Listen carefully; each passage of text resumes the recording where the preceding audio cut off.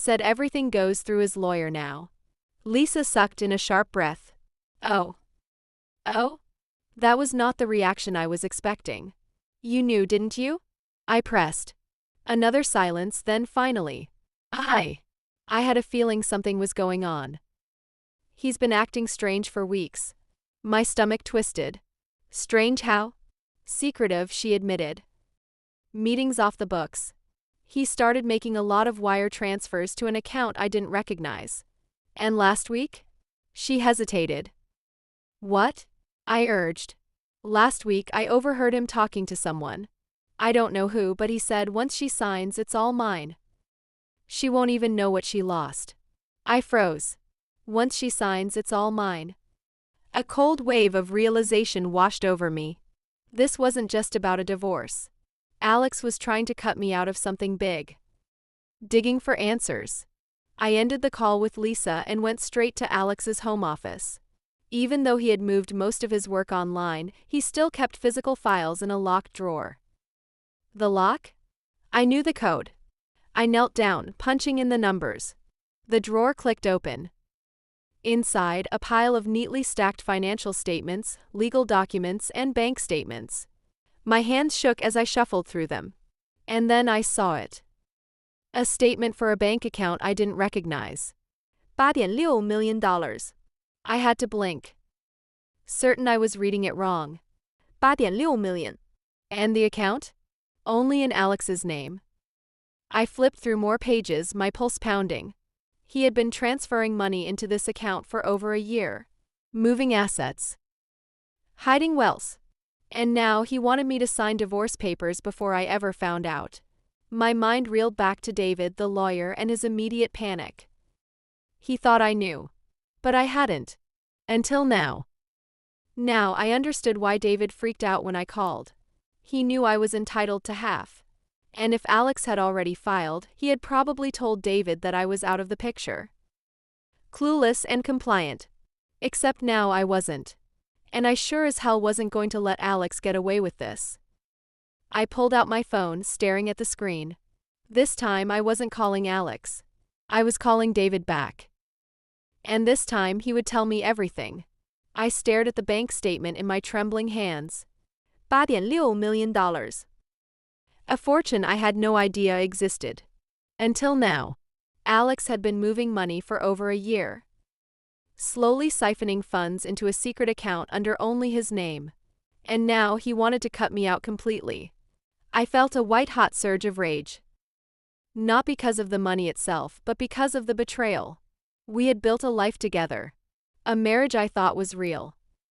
And while I had been working, loving, and supporting him, he had been planning his exit. I gritted my teeth, grabbed my phone, and called David Green back. This time I wouldn't let him dodge my questions. The line rang once before he picked up. His voice was tight. Kelly. David. I said, my tone ice cold. You told me not to sign anything, to not talk to Alex. You panicked when I called. Now I know why. Silence. Then he exhaled sharply. You found it, didn't you? My fingers clenched around the phone. The secret bank account? Oh yeah, I found it. And I assume there's more. So, David, you better start talking. Kelly, listen. No, you listen. I snapped. Alex tried to pull this off quietly. He thought I wouldn't notice. He planned to leave me with nothing. But now I know the truth. And you, David, knew all along. He let out a curse under his breath. Fine, he muttered. You want the truth? Here it is. Alex has been preparing for this divorce for over a year. He's been shifting assets, moving money offshore, and setting up legal barriers to keep you from touching a cent. I swallowed hard, my anger boiling over. Why? I demanded. Why not just be honest instead of stabbing me in the back? David sighed. Because he thought you'd fight him. And if you fought, you'd win. I sucked in a breath. He knew I was entitled to half. Let me guess. I said bitterly. He was going to drag this out in court until I got tired, accepted some small settlement, and walked away. David hesitated. That was the plan. I clenched my jaw. That son of a. Not only that, David continued, voice grim, but he was planning to tell the court that the money was his alone. That he earned it without your help. Meaning you weren't entitled to a single cent. My stomach twisted in disgust. He was going to lie. David didn't answer. He didn't have to. I exhaled sharply, forcing myself to think. Alex thought he had already won. He thought he had played me. But now? Now I had the upper hand. David, I said carefully, you're his lawyer. Why are you telling me this? A dry chuckle. Because your husband is an idiot. That caught me off guard. He doesn't listen, Kelly. David continued. I warned him that this was illegal. I told him that if you found out, it would blow up in his face. But Alex thought he was untouchable. That you just cry for a few weeks and sign the papers. He sighed. I guess he forgot who he married. I smirked despite myself. That's where he made his biggest mistake, I murmured. David hesitated. Kelly, I shouldn't be saying this, but if you play your cards right, you could ruin him. Completely. My grip on the phone tightened. Go on, I urged. You have something stronger than money, David said. You have proof. The bank statements. The transfers. The hidden funds. And if you take this to court, the judge will see right through him. Meaning? Meaning Alex won't just lose the money. He could face legal consequences for financial fraud. Fraud. I closed my eyes, letting that word sink in. I had been ready for a fight over assets. But this? This was bigger than I had ever imagined. A slow, calculated smile spread across my lips. I had loved Alex once. But after everything he had done, I would make sure he paid for it. I had always played fair. Always believed in doing the right thing. But now? Now I was ready to win. I took a deep breath and made a decision. I wasn't just going to fight for what was mine. I was going to bury him. I hung up the phone, my pulse pounding. David had just confirmed my worst fears. Alex hadn't just blindsided me with a divorce. He had been planning it for over a year. Transferring money, setting up legal traps, and manipulating the system to leave me with nothing. He thought I wouldn't fight back. He thought I wouldn't find out. But now? I knew everything. And I wasn't going down without a fight. I sat on the floor of Alex's office, my hands shaking as I spread out the documents in front of me. Bank transfers. Offshore accounts. A hidden $8.6 million fortune. This was more than just a financial betrayal. It was fraud. I needed to be smart about my next move. If Alex found out that I had these documents, he would try to cover his tracks. I pulled out my phone and snapped photo after photo, making sure I had copies of everything. Then I sent them to 3 different places. My email, a secure cloud storage, and to Lisa, Alex's assistant. Lisa had been the one to warn me about his suspicious behavior. She might not have realized the full extent of his deception, but I knew she wouldn't betray me. Just in case, I sent a message along with the files. Lisa, I need you to hold on to these. If anything happens to me or my access to this information, I need you to send them to David Green immediately. Her reply was almost instant. Kelly, what the hell is this? Alex was hiding this much money? Yep. And now I'm going to make sure he pays for it. There was a long pause before she responded. Whatever you need, I've got your back. I exhaled slowly. Good. Because I was about to start a war. I knew Alex was staying at his company's penthouse downtown. He was avoiding me, thinking that by the time I got the official divorce papers, I would be too numb, too drained to fight. But he had underestimated me. I grabbed the bank statements, stuffed them into my purse, and drove straight to the penthouse. When I reached the building, the doorman recognized me and let me in without a second glance. Alex was in for a surprise. I took the elevator up, my heart pounding. When I reached the door, I didn't knock. I used the key card he had forgotten to take back. The second I stepped inside, I saw him.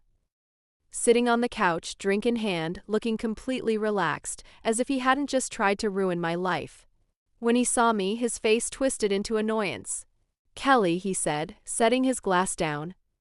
What the hell are you doing here? I stepped forward and tossed the stack of bank statements onto the table. He glanced down at them, then back up at me, his face paling. Where did you get these?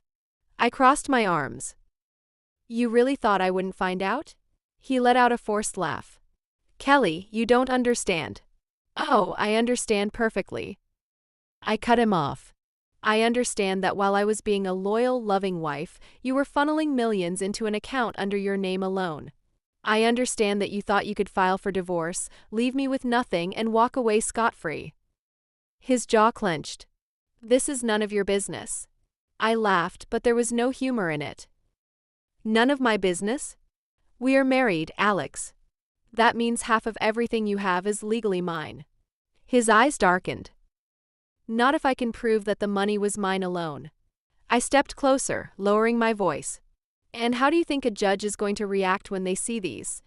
I tapped the papers. Transfers made during our marriage.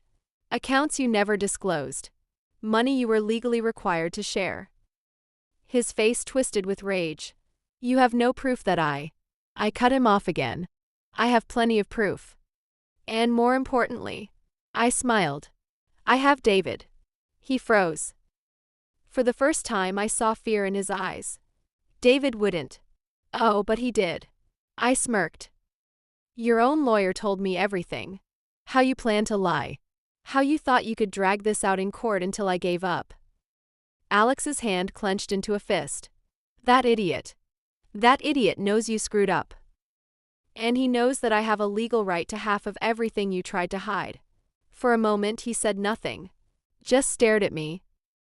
Then his lips curled into a sneer. You think you've won? His voice was low, dangerous. This isn't over, Kelly. I picked up the papers and stepped back toward the door. You're right, I said. It's just getting started. Then I turned and walked away, leaving him to drown in the mess he created.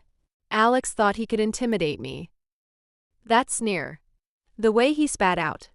This isn't over, Kelly. As if I was supposed to back down and let him win. But he didn't realize something. I wasn't the same woman he had underestimated all these years. This time I was coming for everything I was owed. The morning after our confrontation, I walked straight into David Green's office. He looked up from his desk, rubbing his temples. Kelly, he sighed. I figured you'd be back. I dropped a folder onto his desk, the one filled with evidence. You told me I could ruin him. I said coolly. Let's make sure that happens. David's eyes flicked down to the documents. He slowly opened the folder, scanning the pages. I watched as his expression hardened. You've been busy, he muttered. I don't waste time. He let out a breath, shutting the folder. All right, let me be clear about what this means. He sat back in his chair, steepling his fingers. Alex isn't just looking at losing money. He's looking at possible fraud charges. I nodded. And, David continued. If we take this to court, he's screwed. Not only do you get half, but the judge will take into account his attempts to hide assets. That means he could end up paying you more than just the 50%. I smiled. Good. David hesitated. Kelly, Alex is desperate right now. He's not going to go down without a fight. I leaned forward. Neither am I. That afternoon, we filed a legal motion against Alex. Not just for divorce, but for fraud, financial misconduct, and intentional deception. It didn't take long for the news to reach him. The first call came from an unknown number. I picked up. You crazy? Alex's voice burst through the speaker, furious. I smirked. Hi, honey. Miss me? You went to the court? Are you out of your damn mind? I leaned back in my chair. I figured since you wanted everything to go through lawyers, I'd make it official. His breathing was ragged, like he was barely keeping it together. You have no idea what you're doing. Oh, I know exactly what I'm doing, Alex. I said, my voice like ice. I'm taking what's mine. Silence. Then he did something unexpected. He laughed. A dark, bitter laugh. You think you've won? This is just a game to you, isn't it? I tilted my head. No, Alex. This is justice. And you? You played yourself. 2 weeks later, we were in court. Alex had managed to find a lawyer. Some slick, arrogant guy who clearly thought this would be an easy win. He was wrong. Because when the judge reviewed the bank statements, the transfers, and the hidden accounts, his entire demeanor shifted. "Mr. Carter," the judge said, narrowing his eyes, "would you like to explain why you failed to disclose these assets during the divorce filing?" Alex shifted in his seat. "Those funds were from before the marriage," he stammered. David stood. "Your Honor, these transfers began a year ago. Well within the marriage. That makes them joint assets. My client is entitled to half." The judge nodded. I stole a glance at Alex. His face was pale. His jaw clenched so tight I thought it might crack. He was losing. And he knew it. Then David delivered the final strike. "Your Honor, given the deliberate attempt to hide assets, we would also like to request punitive damages." Alex's lawyer jumped up. "Objection." "Denied," the judge said sharply. He turned to Alex. "Given the evidence, I am inclined to rule in favor of Mrs. Carter. Not only will she receive half of all assets, but given the attempt to commit fraud, she is entitled to an additional financial settlement." Alex's hands curled into fists. I watched, my heart pounding as the judge delivered his ruling. Alex would lose everything. Not just half. More. Because of his own greed. Because he thought he could play me. But now I was the one who had won. The court adjourned and I gathered my things. As I stepped into the hallway, I heard footsteps behind me. "Kelly?" Alex's voice was hoarse. I turned to face him. He looked hollow, like a man who had just realized he lost the war. "Don't do this," he muttered. "You already got what you wanted." I studied him for a moment. Then I leaned in and whispered, "No, Alex. You got what you deserved." His face twisted. And with that I walked away, leaving him behind. This time for good. I walked out of the courthouse that day with my head held high. The weight of 10 years of betrayal finally lifting off my shoulders. "Alex?" He walked out a broken man. The judge's ruling had been devastating for him.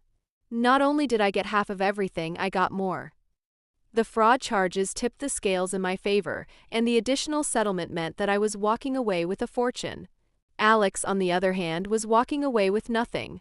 The next few weeks were a spectacle. Word spread fast.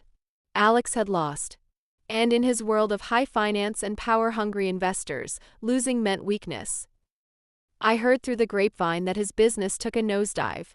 Investors pulled out, clients stopped trusting him, and his once thriving empire started to crumble. He tried to keep it together, but in the end he had no money left to fight. Without the hidden funds, without his fortune, he was drowning. And the final nail in the coffin? He had to sell his penthouse. The same place where he had sneered at me, so confident that he had everything under control. Now it was gone. I found out through Lisa, who was still working at his firm, that he had a mistress all this time. She left him the second the money ran out. Apparently, his mistress had been expecting a luxury lifestyle once I was out of the picture. Instead, she got a broke, disgraced fraud. One day, she just disappeared, blocked his number, and moved on to richer prey. Alex had given up everything for her. And in the end, she had left him with nothing. Poetic justice. As for me, life had never been better. With the settlement, I was able to buy my dream home. Not a penthouse.